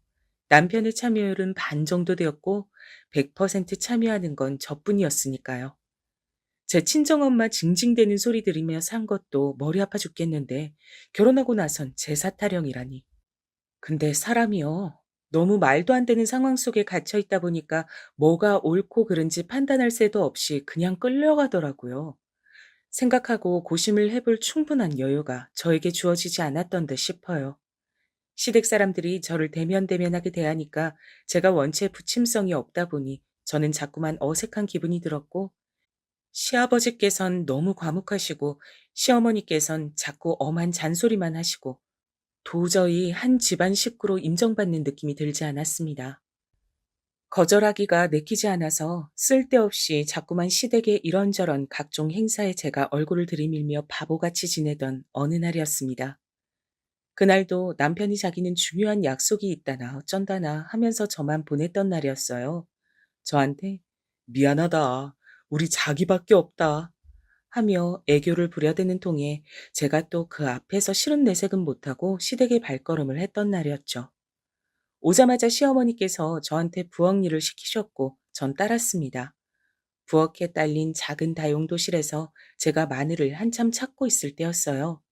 남편의 형들의 부인들인 제 형님 되시는 분들께서 제가 부엌에 없는 줄로만 알고 그쪽으로 와서 대화를 하셨던 거예요. 근데 대화 내용을 얼핏 들어보니까 제 얘기였습니다. 남편이 저에 대해 시댁 식구들한테 떠들었던 게 있는데 저란 사람을 겪어보니까 딱 그대로란 말이었죠. 마음 의지할 데 없이 살아와서 자기한테 의존적이고 나이도 꽤 찼으니 자기만 무조건 바라보고 살려 자라고 그렇게 말을 하더니만 정말 딱 그런 것 같지 않아? 그러니까요, 형님. 우린 뭐 알아서 집안에 충실한 종노릇 해주는 사람이 들어와서 좋기는 한데 솔직히 같은 여자로서 좀 안쓰럽기도 하지 않아요? 그 먼 데서 자주 내려오는 것만 해도 피곤할 텐데 와서 재밌게 시간을 보내는 것도 아니고 이런저런 일이나 실컷 하다 가잖아요. 전업도 아니고 직장 다니면서 말이죠. 나원 참. 멀리서 오는 것까진 그렇다 치는데 시댁에 발걸음하면서 남편 두고 혼자 오는 여자? 이런 처지가 진짜 불쌍한 거지. 정말 간이고 쓸개고 다 주고 사나 봐. 얼마나 외롭고 가족의 정에 목이 마른 채로 살았으면 그럴까 싶다. 거기 친정 얘긴 동서도 들어서 알지? 어유, 그럼요. 아주 인상 깊게 들어서 다 기억나요. 아직 마늘은 까기도 전이었지만 눈이 참 맵더군요. 금세 눈가가 뜨거워졌고 눈물이 차오른 걸 보면 그게 아주 독할 만큼 매운 마늘이었나 봅니다. 그냥 그렇게 생각해버렸어요. 저 대화 때문에 제가 우는 거라고 여기고 싶지 않았거든요. 저는 두 형님들이 부엌을 나갈 때까지 그 다용도실에서 가만히 숨죽여 있었어요. 꽤 한참을 아무 생각도 하지 않고 그저 제 감정만 다스리고 있다가 일 안 하고 어디에 처박혀 있는 거냐며 시어머니께서 저를 찾는 소리가 들려오고 나서야 걸음을 옮겼습니다. 그때 제 눈에 들어온 시어머니의 모습이 너무 늙고 작아 보여서 놀랐어요. 원래 이렇게 왜소하신 분이었던가? 저기 보이는 아버님도 마찬가지네. 원래 저렇게 낯빛이 시꺼멓고 체구가 작으셨던 분인가 싶네. 사실 그건 제 달라진 마음가짐에서 비롯된 것이었죠. 저는 급한 일이 생겨서 가봐야 한다는 짧은 핑계만 남긴 채 시댁을 빠져나왔습니다. 시부모님께서 저를 무척 당황스럽게 보셨었죠. 군말 없이 시댁 일 거드는 며느리가 전데 기행을 벌였으니 절대 제가 거짓 핑계를 댔을 거라고 그때 생각 못 하셨을 겁니다. 현관으로 빠르게 다가가 형님들과 마주쳤어요. 저를 오묘하게 쳐다보시더군요. 여태까지 저를 안쓰럽고도 우스운 동서로 여기고 계셨다는 걸 그제야 알았다는 게 제 스스로 기가 막혔습니다. 그곳을 태연하게 빠져나온 저는 두 번 다시 그곳으로 가지 않았습니다. 그곳뿐만 아니라 다른 어떤 시댁의 대소사에도 일절 참여하지 않았죠. 남편은 하루아침에 돌변한 저의 태도에 무척 놀랐습니다. 당신 어디 아픈 거 아니야? 그렇지 않고서야 이럴 리가 없는데. 김민영은 내가 아는 최고로 착하고 수더분한 여잔데 갑자기 왜 안 하던 짓을 하고 그래? 당신답지가 않아. 나답지 않다고? 나다운 게 대체 뭐라고 생각해 왔는데? 나 이제 아무런 득도 없는 짓거리에 내 시간과 노력을 쏟지 않을 거야. 득과 실은 따지면서 살아야지. 한 가족인데 어떻게 집안일에 득실을 따질 수가 있어? 당신 정말 이상해졌다. 글쎄, 자기 가족들한테 내 집안 이야기며 과거에 있었던 일들 신나게 다 멋대로 떠들어 놓은 당신이 나보다 더 이상한 거 아닐까? 난 그렇게 생각하거든. 그리고 나는 도저히 당신 가족이 내 가족 같지 않아. 아무리 죽어랍시고 열심히 일을 해도 난 일꾼일 뿐이지 한 식구란 생각이 안 들어. 제가 그동안 한 번도 보인 적 없던 차분하고 싸늘한 태도로 말을 이어가자 남편은 말문이 막혔고 금세 얼굴이 당혹감으로 시뻘겋게 물들었습니다. 저는 제 그늘을 환한 빛으로 감싸주었다고 믿었던 남편이 실상은 제 뒤에서 자기 식구들에게 제 불행했던 이야기를 신나게 떠들었고 저를 자기 입맛대로 조종할 수 있는 쉬운 여자라고 생각해 왔다는 게 너무 충격적이다 못해 역겨울 정도라 차마 이게 현실이라고 생각되지 않을 정도였습니다. 뭔가 오해가 있는 거라고 믿고 싶었네요. 진짜 사실이라면 인간적인 배신감이 지나쳐도 너무 지나친 사안이었으니까요. 이런 부분을 끄집어내는 것만으로도 저에겐 고역이었기에 제 스스로를 달랠 시간이 필요했습니다. 살면서 저는 대부분의 고뇌를 혼자 해왔습니다. 그런 인생이었죠. 그래서 심적으로 너무 힘든 이런 순간이 닥쳤을 때 혼자 고요히 생각을 가라앉히는 게 필요했어요. 며칠이 흐르는 동안 시댁에 연락이 빗발쳤지만 저는 이미 그 번호들의 다 차단 작업을 마친 뒤였습니다. 수습하는 남편만 바빠졌죠. 하지만 상관하지 않았습니다. 제 생각의 정리를 계속하고 있었어요. 겨우 이렇게 살고 싶어서 온갖 괴로웠던 지난 날들을 다 이겨내며 살아온 것은 아니라는 결론이 들더군요. 고작 이런 모습으로 살 것 같았음 차라리 친정 엄마의 곁에 붙어서 괴로움 속에 메말라 죽는 게 나았을 거란 생각 역시 들었고요. 이제 이런 복잡한 심경을 아는 채로 지내는 사이 남편은 거나하게 본색을 드러내 주었습니다. 바람이었어요. 저를 향해 당신 이상해졌다고 툴툴대던 적반하장의 남편은 그러던 본인이야말로 진짜 이상한 짓을 저질렀습니다. 사실상 저와 냉전 상태였음에도 불구하고 언제부턴가 아침 출근길에 콧노래도 부르고 옷도 신경 써서 골라 입고 심지어는 향수도 슬쩍 뿌리더군요. 게다가 먼 놈의 회식이며 야근이 그렇게 많은지 집에도 아주 늦게 귀가할 때가 많았습니다. 가만 보니까 전에도 왠지 회사 일이 갑작스럽게 바쁘단 얘기를 자주 하지 않았었나? 만약 그게 가짜였다면 날 시댁으로 혼자 보내기 위한 거짓말이었을 수도 있고 어쩌면 바람을 피우기 위한 변명이었을 수도 있어. 저에게도 여자의 직감이라고 불리우는 게 있긴 하더라고요. 믿고 싶진 않았으나 남편에게 아무래도 다른 여자가 있는 듯 싶었습니다. 간을 보며 지내던 저는 어느 날 회사에 큰일을 터져서 야근을 하게 됐다고 금요일이라 내일 출근을 안 하니까 다 수습하고 가려면 거의 자정무렵까지 걸릴 것 같다고 남편에게 거짓말을 했어요. 그러면서 냉장고에 양념고기 있으니까 챙겨 먹으라고 했습니다. 정말 맛있는 한우로 만든 거라고 덧붙였고요. 과연 이런 얕은 수법이 통할까 싶었는데 어이없게도 진짜 통했습니다. 평소보다 2시간 늦게 집으로 가봤죠. 그런데 빌라 입구에서 나오던 남편을 딱 마주쳤던 겁니다. 남편 옆엔 팔짱을 끼고 있는 여자가 있었어요. 딱 봐도 저보다 나이가 어렸고요. 절 보자마자 슬쩍 팔짱을 풀더군요. 그걸 보고 이 여자가 절 알고 있다는 걸 알았습니다. 아, 깜짝이야. 다, 당신 왜 벌써 와? 일이 빨리 마무리됐거든. 근데 내가 야근하는 동안 당신은 아주 즐거운 시간을 보내고 있었나 봐. 지금 제정신이야? 당신이 나한테 어떻게 이래? 아니야. 뭔가 오해가 있나 본데 이쪽은 내 친한 대학 후배일 뿐이야. 남편은 딱 잡아댔습니다. 이성이기 때문에 호감은 있으나 자기는 유부남이기 때문에 바람은 아니라고 하더군요. 이게 당최 말이야, 막걸리야 싶었네요. 상간녀인 게 분명한 그 여잔 당당한 표정으로 가버렸고 그날 저희는 부부싸움을 했습니다. 남편이 저한테 뭐라고 했던 줄 아세요? 야근한다고 거짓말했냐며 악독한 여자라고 했습니다. 비열한 술을 쓰는 여자라며 혀를 차더니 자기가 사기 결혼을 당했다네요. 사기 결혼, 그 네 글자에 제가 무너져 내렸습니다. 그래, 내 인생이 정말 사기 같다. 제발 엄마처럼은 되고 싶지 않았는데 난 결혼해서 저러지 말아야지 싶었는데 나도 이 모양 이 꼴이 된 걸 보면 그냥 우스울 따름이야. 저는 분노의 눈물을 흘리며 남편에게 당신은 나한테 미안한 것도 없냐고 따져 물었었죠. 남편은 피식 웃으면서 이렇게 대답했어요. 나는 내 말이면 꼼짝 못하고 자기 친정 없으니까 자기 시댁한테만 모든 충성을 다하는 아내를 원했던 거야. 그게 내가 당신한테서 원했던 모습이야.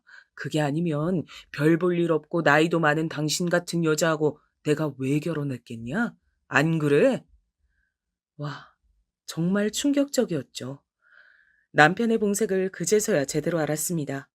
저는 이를 갈며 바람난 놈 주제에 편하게 이혼할 생각 말라고 엄포를 놨죠. 그랬더니 곧 죽어도 바람까진 아니었다고 우겨댔습니다. 그 후로 서로에게 날을 세우며 지냈어요.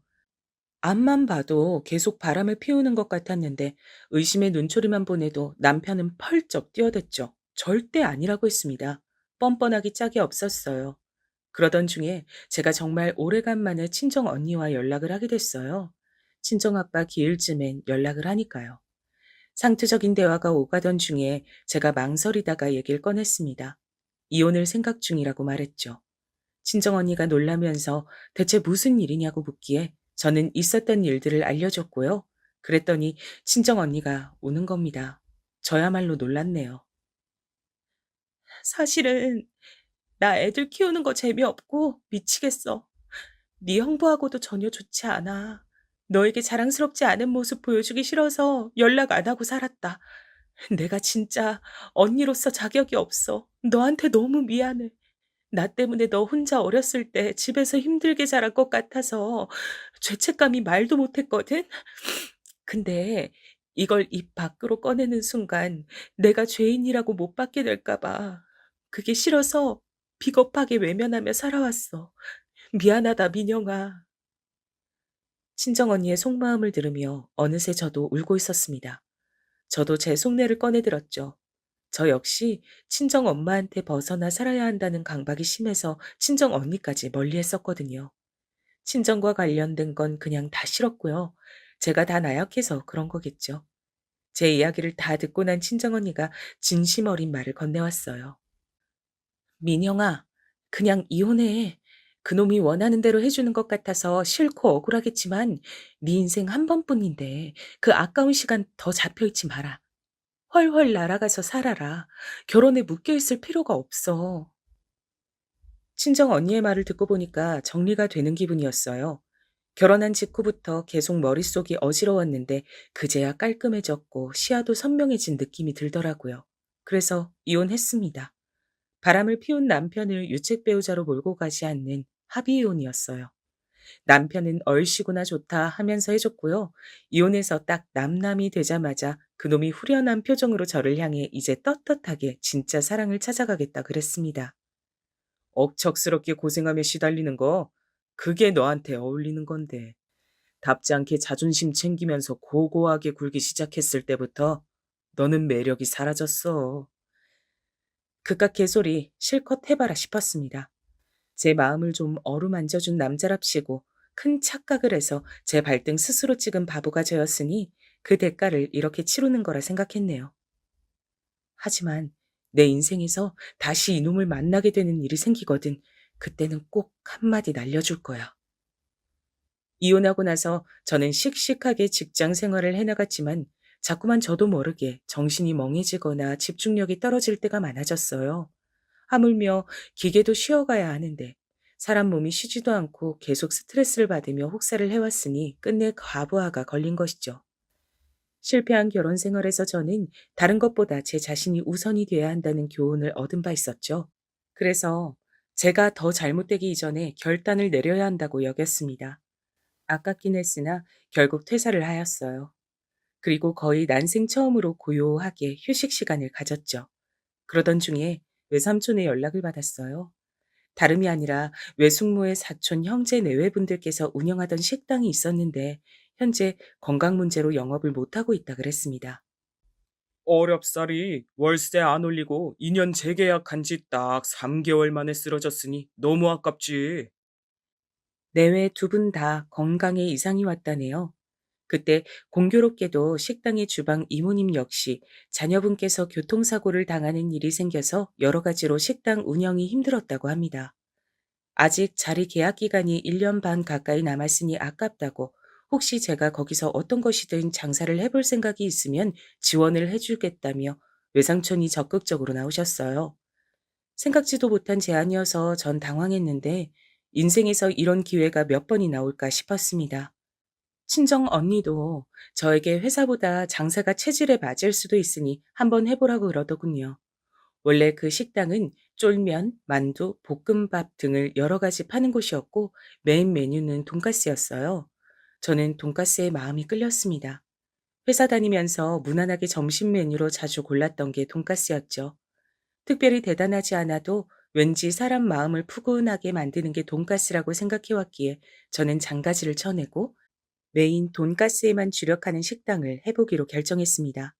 간판도 새로 달았고 간단한 리모델링 작업이 있었죠. 상황이 정리되어 갈 때 원래 전에 일하셨다던 주방 이모님의 연락처를 받아서 모셔왔어요. 우리 딸이 사고 당해서 그땐 죽는 줄로만 알았는데 기적적으로 지금은 다 회복이 됐고 내가 다시 이만한 자리를 구할 수 있을까 싶어서 걱정하던 중에 나를 이렇게 불러주다니 너무 고마워요. 내가 정말 최선을 다해서 잘 해볼게요. 세련된 젊은 인력을 구하지 않고 제가 당신을 찾아주신 것을 주방 이모님은 무척 고맙게 여기셨습니다. 그리고 홀과 주방을 오가며 진두지휘를 해줄 직원을 뽑았는데 친정 언니의 대학 선배였어요. 결혼하고 나서 경력 단절이 되신 분이었죠. 친정 언니와 대학 때만 잠시 가깝게 지냈다가 그 이후로는 왕래가 없었는데 우연히 얼마 전 서로 소식이 닿았던 겁니다. 그런데 이분이 바로 이쪽 동네에 살고 있다는 것을 친정 언니가 알고서 저에게 연결을 해준 거예요. 선택은 저의 몫이라였지만 저는 이분을 뵙자마자 채용을 결정했습니다. 똑 부러지고 진실된 인상에 끌렸거든요. 이제 애들이 다 중학생이라 한숨 돌리게 됐는데 앞으로 더 돈이 들어갈 걸 생각하면 얼른 일자리부터 급했거든요. 하지만 경력 끊긴 지 10년이 훌쩍 넘었다 보니까 취업 시장이라는 게 쉽지 않았어요. 결국 식당 일 쪽으로 눈을 돌렸는데 컴퓨터 앞에나 앉았게 생겼는데 이런 일 하겠냐면서 저를 안 써주더라고요. 자신감이 떨어진 때 이렇게 좋은 기회를 받게 돼서 너무 좋아요. 다른 건 몰라도 계산이 빠른 분이어서 저는 정식 오픈 전부터 안심이 됐어요. 아무나 3년제 나오는 게 아니란 생각도 들더군요. 그리고 짧게 나와서 땜빵으로 일해줄 알바생도 뽑았습니다. 나이로는 가장 선배셨고요. 이분은 근처 마트에서 고정 시식사원으로 일을 하시는 분인데 원래 다른 일도 병행하셨다가 그 자리가 없어진 후로 난감해하고 계셨어요. 고정 시식 일은 거의 주말에만 하니까 평일엔 할 일이 없으셨던 거죠. 나이 50 먹고서 아직 팔팔하다고 생각하는데 일자리 구하는 게 어떤 거든 쉽지 않더만. 젊은 사람 안 써주고 나 같은 늙은 아줌마 써줘서 정말 고마워요. 내가 젖 먹던 힘까지 짜내서 열심히 해버리다. 그렇게 저 포함 여자 4인방이 완성됐습니다. 저는 원래 그 식당이 휴일이 없었다던데 저는 화요일로 고정 휴일도 정했고요. 양도 푸짐하고 깔끔한 돈가스 하나만 제대로 하는 집으로 탈바꿈을 해놨어요. 첫 오픈을 했을 때 많이 대비를 했음에도 고작 두 테이블만 동시에 받아도 우왕좌왕하기도 했습니다. 실전은 확실히 다르더군요. 하지만 즐거웠어요. 저는 제가 내향적이라서 컴퓨터 앞에 앉아있는 시간을 더 좋아할 거라고 여겼는데 식당 운영이라는 게 은근히 뿌듯하고 보람되더군요. 첫 줄을 무사히 넘긴 후 4인방이 모여 앉아서 두런두런 대화를 나눴는데 다들 저한테 어째서 다른 세련된 메뉴로 하지 않고 돈가스 전문집으로 정했냐고 물어봤어요. 그래서 제가 마음속에 있는 솔직한 답변을 꺼내들었죠. 어릴 때 저는 화목한 가정의 상징이 돈가스라고 생각했었거든요. TV에 어떤 연예인이 나와서 어릴 적에 엄마가 돈가스를 사준다고 해서 나갔는데 치과를 가서 울고불고 난리를 쳤다는 일화를 풀었을 때 그거 보면서 가슴이 아렸습니다. 저에겐 저런 추억이 없었고 있었을 가능성조차 없었기 때문입니다. 그런 얘기를 하면서 저도 모르게 이런저런 가정사까지 다 풀어버렸어요. 그럴 의도는 처음에 없었건만 정 깊은 눈빛으로 절 바라봐 주시는 분들에게 홀려서 얘기를 다 해버렸어요. 점점 모두의 눈가가 촉촉해졌죠. 그리고 저는 다른 분들의 이야기도 들을 수 있었습니다. 나는 지금도 귀 한쪽이 잘 안 들리잖아. 12살 적에 친정아버지한테 별것도 아닌 이유로 귓방맥이를 잘못 얻어맞은 후로 이렇게 됐지 뭔가요? 나는 아직도 이 아픔이 서러워요. 나이가 들어도 가시질 않아요. 근데 더 아팠던 건 친정어머니가 그때 나한테 그러길래 행동을 잘했어야지 하고 혼냈던 거예요. 주방 이모님의 일화를 들으며 저도 모르게 분노로 가슴이 뜨거워졌던 것 같고요. 다른 분들에게도 하나같이 인생의 아픔이나 고충이 있었습니다. 저마다 인생 이야기들이 있더라고요. 서로의 이야기를 나누며 그때 많이 가까워졌어요. 제 결혼 생활 이야기를 들으시더니 다들 가슴을 치며 자기 일처럼 화를 내셨었죠. 저 대신 전 남편 욕을 시원하게 해주시는 직원분들의 뜨거운 반응에 저도 모르게 웃음이 터졌었고요. 앞으로 식당이 어떻게든 잘 될 거란 예감이 들었습니다. 첫 술에 배부를 순 없었기에 겸손한 자세로 차근차근 해나갔죠. 직원들과 서로를 다독이며 열심히 했어요. 그러던 때 정말 운명처럼 불청객이 등장했던 겁니다. 점심 장사 끝물 시간대였고 전 식당 뒤편에서 깍두기 담글 무가 담긴 포대자루들을 정리하고 있었습니다. 그러다가 한 포대를 끌고서 안으로 들어왔는데 어떤 손님 한 분이 다 드시고 계산 중이었으며 그 외에는 딱 한 테이블만 있었는데 주문한 후에 음식이 나오길 기다리고 있는 모양새였어요. 남자와 여자가 앉아있는 그 테이블을 본 순간 제가 화들짝 놀라고 말았습니다. 그 남자는 바로 제 전 남편이었기 때문이에요. 대체 여기까지 웬일이지 싶은 생각이 가장 먼저 들었고 맞은편에 앉은 여자의 정체가 다음으로 제 눈에 들어왔습니다. 기억을 더듬어 보니 확실히 그 여자가 맞았어요. 남편과 바람을 피웠던 그 여자요.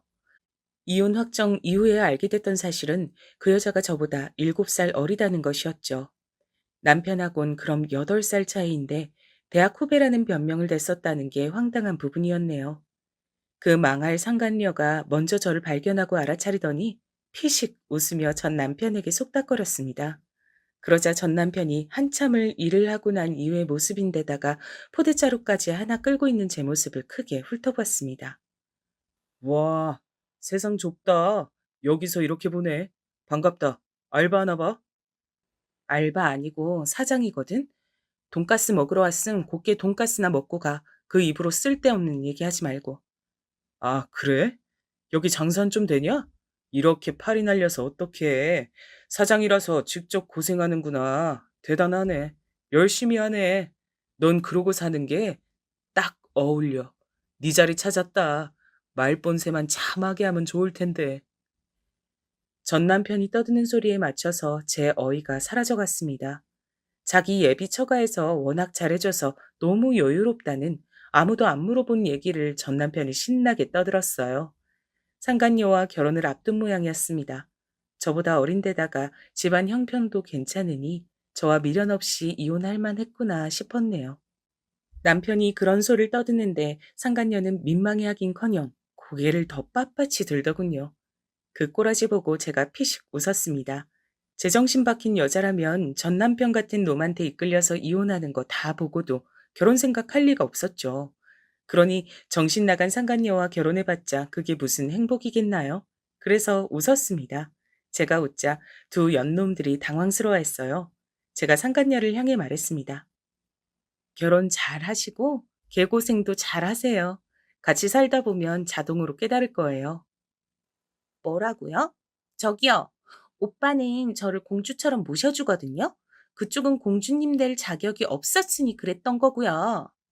추하게 질투하지 말고 아등바등 일이나 해. 보나마나 얼마 못 버티고 폐업하겠지만 빚더미에 올라서 죽고 싶어질 수도 있으니 지금 더 열심히 해야 하지 않겠어? 상간녀가 발끈하자 옆에서 전 남편은 연병을 떨었습니다. 제가 분해서 이를 악물었던 바로 그때였어요. 갑자기 박장대소가 들려온 겁니다. 알바로 일하시는 분께서 먼저 이렇게 외치셨죠. 아이고, 전 남편이셔? 우리 사장님이 재산이 얼마나 많은데. 이건 취미로 하는 거요, 취미. 재산 있는 걸 없는 것처럼 하고 무덤덤하게 사셨다더니 그 재산 전 남편 놈한테 들킬까봐 노심초사하면서 이혼하셨다더니만 성공하셨네. 전 남편 놈이 아직 아무것도 모르니 우리 사장님이 정말 치밀하셨네. 이보세요. 결혼 생활하면서 우리 사장님한테 괜찮은 남자인 척 가면을 쓰고 살 거면 그 가면을 본드로 잘 붙이셨어야죠. 괜히 가면 벗어서 돈맛도 못 보고 멍청하게 이혼이나 하셨잖아요. 그러자 직원분도 금세 덧붙이셨고요. 두 분은 다시 깔깔 웃어대셨고 그때 주방 이모님이 홀 쪽으로 나오며 크게 말씀하셨습니다. 다들 그만 웃어. 나까지 너무 웃겨서 돈가스를 태워버렸잖아요. 어쩔 거예요? 저거 암만 해도 손님한테 못 나가겠는데? 아차, 손님이 아니라 손놈이지? 이제 전 남편은 완전히 사색이 되어 있었어요. 이게 다 무슨 소리냐는 얼굴로 멍하게 저를 쳐다보더군요.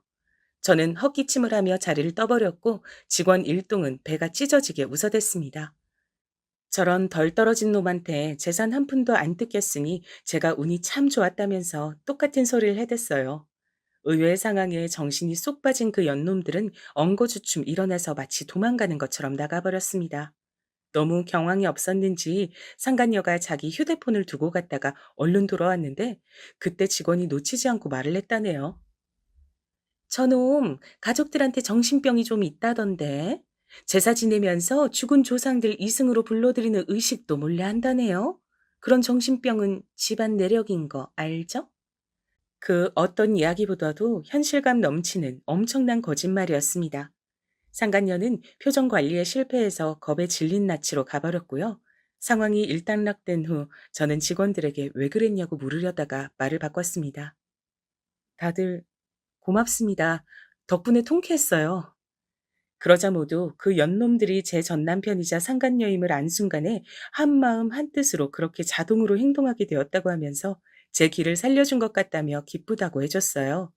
오후 내내 다 같이 깍두기를 담그며 이야기꽃을 피웠는데 전 남편놈과 상간녀가 기어이 만남을 이어왔고 결혼을 앞두었다는 사실을 목도했음에도 제가 하나도 신경이 복잡해지지 않고 그저 웃음이 나고 있다는 것에 저도 신기했습니다. 이혼하고 나서 1년, 그 사이 제가 많이 성장했고 또 좋은 사람들을 곁에 두게 되었다는 게 실감이 나더군요. 더 열심히 살아야겠다는 생각이 들었어요. 정말 신기한 건 그 사건 이후로 식당이 무척 잘 되기 시작했다는 겁니다. 그 연놈들을 만나게 된 게 마치 액땜이라도 됐나 봐요. 눈코 뜰 새 없이 바쁜 나날들이 이어졌어요. 그런데 원래 이 자리의 주인이었던 외숙모의 사촌 형제 내외분들은 건강이 회복이 어려워서 결국 장사판으로 다시 돌아오는 건 영영 접기로 했고 먼 지방의 시골로 떠나기로 하셨습니다. 외삼촌과 외숙모도 함께 가서 몇 주를 그곳에서 지내겠다고 하셨어요. 그러면서 놀라운 결단을 내리셨습니다. 제 친정엄마를 설득해서 함께 내려간 거예요. 거의 평생을 악에 바쳐 살던 친정엄만 시골로 가서 안정을 찾게 되셨습니다. 오라비, 우리 어렸을 적에 이런 동네 살았었잖아. 그치? 그때는 내가 참 꿈 많은 소녀였는데 볼품없이 이룬 것 없이 늙어버려서 서글프네. 그래. 우리가 옛날에 꼭 이런 동네 살았었지. 그때나 지금이나 같은 건 네가 여전히 꿈을 꿀 수 있다는 거야. 그런 건 나이랑 상관없어. 외삼촌이 친정엄마를 진심으로 위로해 주셨고요. 그 어떤 위로도 비꼬아듣는 친정엄마인데 외삼촌의 말씀을 듣고서 그때 한 줄기 눈물을 흘리셨다고 합니다. 그 얘기를 듣고 저도 반성을 했어요. 지난 날을 뒤로한 채 친정엄마에게 자주 안부를 전하는 딸이 되었죠. 친정 언니와도 가까워졌고요. 저와 자매의 우애를 나누게 된 친정언니는 성격이 밝아졌고 형부하고도 딱딱하게 지내져 있던 관계가 회복됐습니다. 식당이 갈수록 너무 잘 돼서 저는 계약 만기가 다가왔을 때 당연히 연장을 원하면서도 월세가 많이 오를까 봐 걱정했는데 놀랍게도 건물주 사장님께선 월세를 올려받지 않으셨어요. 건물 1층에 이렇게 문전성시를 이루는 가게를 갖게 된 것이 기분 좋다고 말씀해 주셔서 많이 울컥했습니다. 전 남편 놈은 상간녀와 헤어졌어요. 제가 생각하기로 애초에 그 상간녀는 전 남편이 유부남이라서 매력을 느꼈던 이상한 여자였습니다. 그러니까 전 남편이 이혼을 한 뒤에도 바로 결혼 안 하고 1년이나 질질 끈 것이었겠죠. 직원들이 그러는데 전 남편이 식당을 찾아와 주변에서 몇 번 기웃거렸다고 하더군요. 엄청 잘 되는 현장을 몇 번이나 목격할 때마다 표정이 과간이었다고 합니다. 후회로 몸부림치던 전 남편은 자존심을 다 내려놓고 저에게 다시 자기를 받아달라며 빌었어요. 이번에야말로 가정적인 남편이 돼줄게. 거짓말 아니야. 나는 내 부모, 형제 앞으로 다 끊고 살 수 있어. 민영아, 너도 이제 나이가 그렇게 찼는데 누굴 또 새로 만나겠냐? 어? 그냥 나 좀 받아주라. 내가 정말 잘못했다. 눈물로 반성한다. 옷 빼입고 꽃다발 들고 찾아왔는데 보면서 그냥 웃기더라고요.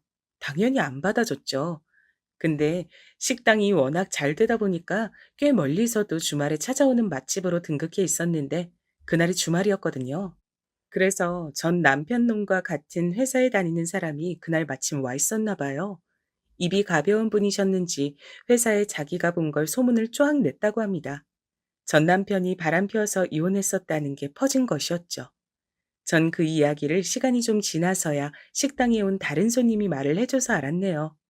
어쩐지 저한테 받아달라고 빌 땐 언제고 두문분출하더니 소문 때문에 스트레스 받고 이직 준비하고 난리치느라 정신없어서 그런 것이었더라고요. 이런 걸 보면 인과응보는 있는